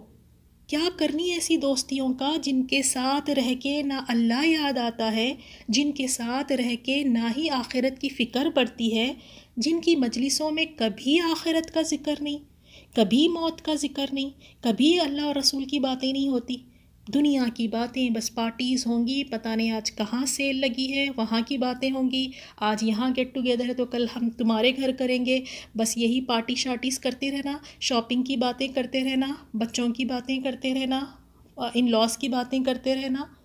کہاں کہیں آپ نہیں دیکھیں گے اللہ اور رسول کا ذکر ہو رہا ہے۔ تو ایسے دوستوں کو چھوڑ دیں، کیونکہ اللہ تعالیٰ نے رسول صلی اللہ علیہ وسلم سے فرمایا کہ ان لوگوں کی بھاگ دوڑ دنیا کی طرف ہے، چھوڑ دیں ان سے، اعراض کریں، منہ پھیر لیں ان سے۔ تو ہمیں بھی دیکھنا چاہیے کہیں ہماری دوستی ہیں تو ایسے لوگوں کے ساتھ نہیں ہے۔ اب جس انسان کے دل میں بس دنیا کی محبت ہو، دنیا کے ہی غم اس نے پالے ہو، تو بتائیں پھر آخرت کے لیے وہ کیا کرے گا اور کب کرے گا؟ اور جب ہم کسی کے ساتھ رہتے ہیں تو اس کا اثر پڑتا ہے، جس صحبت میں ہم رہتے ہیں اس صحبت کا اثر ہم پہ پڑتا ہے، تو ہمیں چاہیے کہ ہم اچھی صحبتیں دیکھیں۔ اور رسول اللہ صلی اللہ علیہ وسلم نے اتنی پیاری دعا بتائی، ایک دعا ہے جسے ہم نے پہلے بھی بتائی تھی، اللہم لا تجعل الدنیا اکبر ہمنا، اے میرے اللہ اس دنیا کو ہی میرا سب سے بڑا غم نہ بنا دے کہ بس اس دنیا کے غم میں ہی مری جا رہی ہوں اور آخرت کی ذرے نہیں فکر۔ یہاں پہ تھوڑا سا کوئی مشکل آ جاتی ہے، کوئی بیماری آ جاتی ہے، کوئی تکلیف آ جاتی ہے، اس کو دل سے اتنا لگا کر بیٹھ جاتے ہیں کہ اور کوئی چیز کرنے میں دل ہی نہیں لگتا۔ جب دنیا کو اتنا ہم اپنے آپ پر سوار کر لیں گے تو یقین کریں کہ آخرت کی ہم پھر تیاری نہیں کر سکتے۔ تو دنیا کے غموں کو اتنا دل سے مت لگائیں، دنیا کی محبت دل میں اتنا نہ رکھ لیں کہ آخرت سے ہم غافل ہو جائیں، اور اللہ تعالیٰ سے یہ دعا مانگتی رہیں، اللہم لا تجعل الدنیا اکبر ہمنا، یا اللہ دنیا کو ہی ہمارا سب سے بڑا غم نہ بنا دے۔ اور پھر اللہ تعالیٰ نے آیت نمبر 30 میں فرمایا، اِنَّا بے شک ربکا تیرا رب ہوا عالم، وہ بہت خوب جانتا ہے، بمن دل، اس شخص کو جو گمراہ ہوا، ان سبیلہ، اس کے راستے سے، وہوا عالم، اور وہ عالم خوب جانتا ہے، بمن اہتدی، اس شخص کو جس نے ہدایت پائی۔ یعنی اللہ تعالیٰ یقیناً اللہ تعالیٰ اس کو بھی خوب جانتا ہے جو اس کے راستے سے بھٹک گیا، اور اسے بھی خوب واقف ہے، اسے بھی خوب جانتا ہے جس نے ہدایت پائی۔ یعنی وہ تمام مخلوق کو پیدا کرنے والا ہے، اور اللہ تعالیٰ اپنے سب بندوں کی مصلحتوں کو خوب جاننے والا ہے۔ وہ جسے چاہے ہدایت عطا فرما دے اور جسے چاہے ہدایت سے ہٹا دے۔ یہ سب کچھ اللہ تعالیٰ اپنی قدرت سے، علم اور حکمت کے ساتھ، عدل کے ساتھ کرتا ہے، اس میں کوئی ظلم نہیں ہے۔ اب کوئی یہ نہ کہیں کہ اللہ تعالیٰ جسے چاہے ہدایت دیتا ہے، جسے چاہے گمراہ کرتا ہے۔ اگر آج میں گمراہ ہوئی ہوں تو اس میں اللہ تعالیٰ کی مرضی ہے، تو اس میں میرا کیا قصور ہے؟ کیونکہ اللہ جانتا ہے کون ہدایت پانا چاہتا ہے اسے واقعی ہدایت ملتی ہے، کون ہدایت سے گمراہ رہنا چاہتا ہے، کون دور رہنا چاہتا ہے، اللہ اس کو بھٹکا دیتا ہے۔ اللہ تعالیٰ تو دلوں کے حال دیکھتا ہے۔ تو اسی لیے ہمیں بھی چاہیے کہ ہم اللہ تعالیٰ سے ہدایت مانگتے رہیں، نیکیوں کی طرف دوڑتے رہیں، کیونکہ جس چیز کی ہم خواہش کریں گے ہدایت کی طرف ہم میں ہوگی تو اللہ تعالیٰ ضرور ہمیں ہدایت عطا فرمائیں گے۔ اللہ تعالیٰ کبھی ظلم نہیں کرتے۔ تو اللہ تعالیٰ سے ہم دعا کرتے ہیں کہ دنیا کا غم ہمارے لیے سب سے بڑا غم نہ بنا دے، اس سے بھی بہت بڑے بڑے غم ہیں۔ سب سے پہلا غم دیکھ لیں، جب میری روح نکلنے کا وقت ہوگا، مجھے یہ نہیں پتا نورانی چہرے والے آئیں گے جنت کی خوشخبریاں لے کر، اللہ کی رضا کی خبر لے کر آئیں گے، یا خوفناک چہرے والے آئیں گے جو مجھے اللہ کی ناراضگی کی خبر دیں گے، جو میری روح کو ڈانٹ ڈپٹ کر نکالیں گے۔ پھر جب مجھے خبر میں رکھا جائے گا، کیا میں منکر نکیر کے سوال کے جواب دے سکوں گی، دے پاؤں گی کہ نہیں، یہ بھی مجھے نہیں پتا۔ میری خبر کو اللہ تعالیٰ جنت کا ایک باغ بناتے ہیں یا جہنم کا ایک گڑھا، یہ بھی مجھے نہیں پتا۔ اتنا بڑا غم یہاں اس دنیا میں جسم پہ میں ایک مچھر یا مکھی اپنے جسم پر نہیں بیٹھنے دیتی تھی۔ اگر خبر میں میرے لیے اللہ تعالیٰ سانپ اور بچھو کے عذاب مجھ پر مسلط کر دے تو میں کیسے برداشت کروں گی؟ میدان حشر میں اٹھایا جائے گا، وہ خوف، وہ احساس کہ آج اللہ تعالیٰ کے سامنے پیش ہونا ہے، آج میرا رزلٹ آؤٹ ہوگا کہ میں پاس ہوں گی یا فیل ہوں گی۔ میدان حشر کی گرمی، وہ ساری انسانیت وہاں پر موجود ہونا، وہ سارے فرشتے اور انبیاء اکرام وہاں پر ہونا، اور سب ایک خوف کے عالم میں کہ آج کیا بنے گا ہمارا۔ یہ نہیں پتا کہ میرے نام اعمال دائیں ہاتھ میں دیے جائیں گے یا بائیں ہاتھ میں دیے جائیں گے۔ پل صراط سے گزرنا ہے، پل صراط پر گپ اندھیرا ہے، یہ نہیں پتا کہ پل صراط پر گزرنے کے لیے اللہ تعالیٰ مجھے نور بھی دے گا کہ نہیں، مجھے کوئی نور ملے گا کہ میں اس کو آسانی سے کراس کر سکوں۔ اندھیروں سے تو مجھے بڑا ڈر لگتا ہے، کیا روشنی ملے گی پل صراط پر؟ جہنم کو دکھایا جائے گا، چیخ رہی ہوگی، چلا رہی ہوگی، اس کو دیکھ کر تو خوف کی انتہا یہ ہوگی کہ انسان گھٹنوں کے بل گر جائے گا۔ اس جہنم میں اگر اللہ کو ناراض کر دی، اگر اس جہنم میں ڈالا جائے گا تو کیسے رہیں گے اس جہنم میں؟ وہاں پہ نہ زندہ رہنے کے برابر ہے، نہ موت آئے گی وہاں پر۔ وہاں کے کھانے، وہاں کے پانی کیسے برداشت کریں گے؟ اور ان سب کے اوپر اللہ تعالیٰ کے سامنے کھڑے ہونا ہے، ایک ایک بات کا جواب دینا ہے یہ بھی نہیں پتا کہ مجھے عزت سے لے جایا جائے گا یا گھسیٹ کر دھکے دے دے کر لے جایا جائے گا، سب کے سامنے مجھے عزت ملے گی یا مجھے رسوا کیا جائے گا۔ اس دنیا میں ہر کسی سے چھپ کے پتہ نہیں کتنی نافرمانی کی، کتنے گناہ کیے، اور آج ان سب ایک ایک چھوٹے بڑے عمل کا جواب اللہ تعالیٰ کو دینا ہے۔ مجھے اللہ کے سامنے کھڑا کیا جائے گا، وہ اللہ جو رب العالمین ہے اس کے سامنے مجھے کھڑا کیا جائے گا، اور وہ اللہ مجھ سے پوچھے گا میری ایک ایک گناہ اور ایک ایک نافرمانی کے بارے میں۔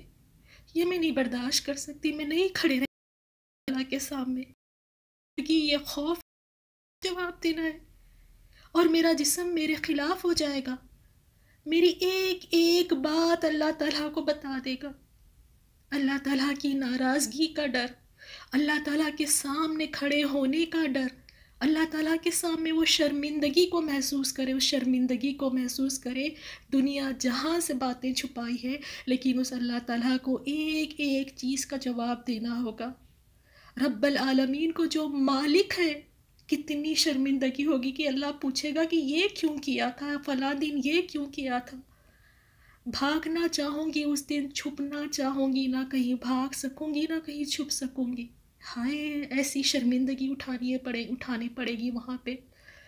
میری پیاری بہنوں، بہت بڑے بڑے مرحلے ہیں، دنیا کے غم کچھ نہیں ہے۔ جتنے دنیا کے غم ہیں، وہ چاہے صحت کو لے کر ہے، اولاد کو لے کر ہے، شوہر کو لے کر ہے، مال کو لے کر ہے، موت کے ساتھ یہ سارے غم ختم ہو جائیں گے۔ موت آئے گی، اس کے بعد یہ کوئی غم یاد نہیں آئیں گے، اور وہ جو نہ ختم ہونے والی زندگی کے یہ جو غم ہے، خبر ہے، میدان حشر، پل صراط، جہنم، نام اعمال، اللہ تعالیٰ کے سامنے پیش ہونا، یہ بہت بڑے بڑے مرحلے ہیں، یہ بہت بڑے بڑے غم ہیں۔ اسی لیے تو دیکھیں صحابہ اکرام ڈرتے تھے، روتے تھے آخرت کی فکر میں، بہت زیادہ خوف رکھتے تھے، اور اسی لیے وہاں کے لیے زیادہ تیاریاں کرتے تھے۔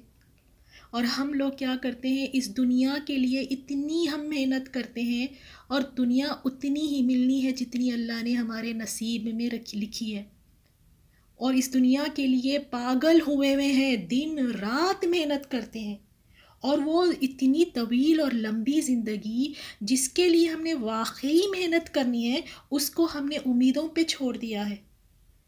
اللہ تعالیٰ ہمیں آخرت کی فکر کرنے والا بنا دے، یہیں اس دنیا میں رہتے ہوئے ہم آخرت کی تیاری کرنے والے بن جائیں۔